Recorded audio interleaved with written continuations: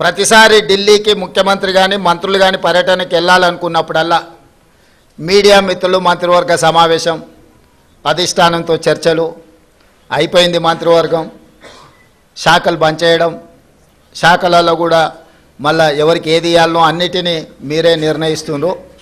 ఈ ఢిల్లీ పర్యటన ఓం బిర్లా లోక్సభ స్పీకర్ గారి కూతురు యొక్క వివాహ కార్యక్రమం ఉన్నది. గతంలో నేను, ఉత్తమ్ కుమార్ రెడ్డి గారు, కోమటిరెడ్డి వెంకటరెడ్డి గారు పార్లమెంట్లో సభ్యులుగా మేము ఉన్నాం. వారితో మాకు వ్యక్తిగతంగా పరిచయం ఉన్నది. వారు ప్రత్యేకంగా ఆహ్వానించారు కాబట్టి ఓం బిర్లా కూతురు వివాహానికి హాజరు కావాలి అని చెప్పి నేను, ఉత్తమ్ కుమార్ రెడ్డి గారు ఢిల్లీకి వెళ్తున్నాము. ఈ పర్యటనకు రాజకీయ ప్రాధాన్యత లేదు. ఈరోజు సాయంత్రం వివాహ కార్యక్రమంలో పాల్గొని రేపు తెలంగాణకు సంబంధించిన లోక్సభ, రాజ్యసభ సభ్యులతో ఒక సమావేశాన్ని ఏర్పాటు చేసి రాష్ట్ర ప్రభుత్వానికి రావాల్సిన నిధులు, ఇవ్వవలసిన అనుమతుల మీద కేంద్ర ప్రభుత్వంలో మంత్రులను, ప్రధానమంత్రితో సహా లోక్సభలో ప్రస్తావించడానికి అవసరమైన విషయాలను వాళ్ళతో చర్చించి వాళ్ళకు కొన్ని సూచనలు చేసి దానికి సంబంధించిన లేఖలు మా పార్లమెంట్ సభ్యులందరికీ కూడా ఇచ్చి పార్లమెంట్లో ప్రస్తావించడానికి అవసరమైన సమాచారాన్ని వాళ్ళకి ఇవ్వడం ద్వారా తెలంగాణ రాష్ట్ర ప్రజల యొక్క ప్రయోజనాలను, రాష్ట్రానికి రావాల్సిన నిధులను, అనుమతులను రాబట్టుకోవడానికి ఒక కార్యాచరణ రేపు నిర్ణయించుకుంటాము. అదే కాకుండా ప్రధానంగా ఎయిర్పోర్ట్స్ విషయంలో, మెట్రో రైలు విషయంలో, అదేవిధంగా నీటి కేటాయింపుల విషయంలో ఇట్లా ప్రధానమైన అంశాలు కేంద్ర ప్రభుత్వం దగ్గర దీర్ఘకాలికంగా వాయిదా పడుతూ వస్తున్నాయి.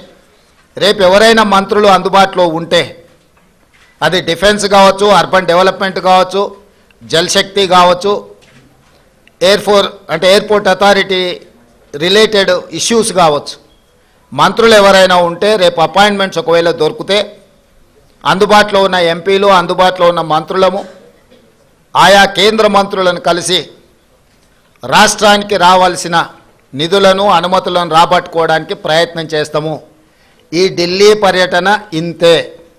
కొంతమంది హరాజ్ పాట పాడినట్టు 26సారి, 27సారి, 28సారి అని ఇట్లా హరాజ్ పాటలు పాడుతున్నారు. వాళ్ళలాగా పైరవీల కోసమో, కాళ్ళు పట్టుకోవడానికో, కేసులను ఎత్తేయించుకోవడానికో, మోడీ ముందు మొక్కలిల్లడానికో ఢిల్లీకి వెళ్ళడం లేదు.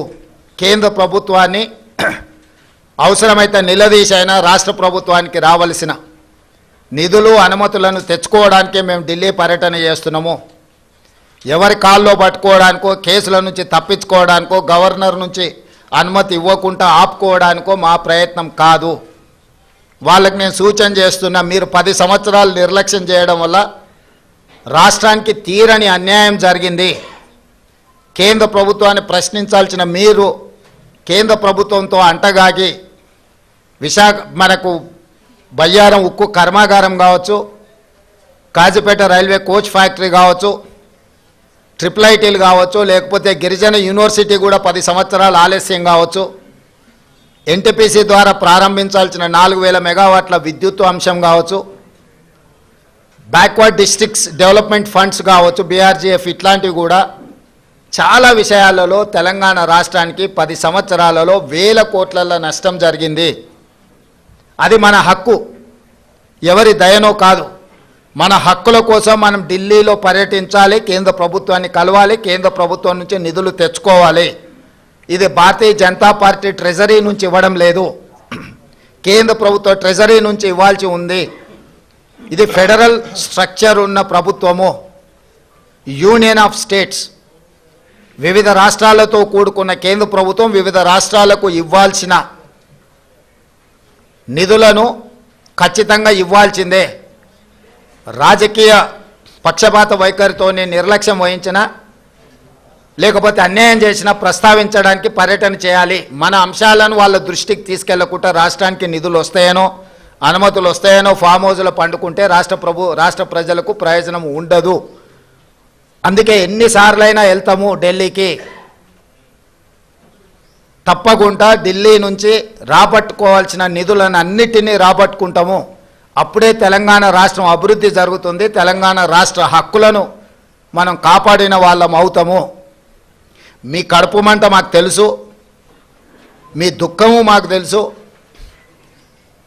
మీ కడుపు మంట కోసమో మీ దుఃఖం కోసమో మీరు పెడుతున్న కాకి గోలను మేము పట్టించుకోము. మీలాంటి వాళ్ళను అలా అరుస్తుంటే మాకు ఒక రకంగా ఉత్సాహం వస్తుంది.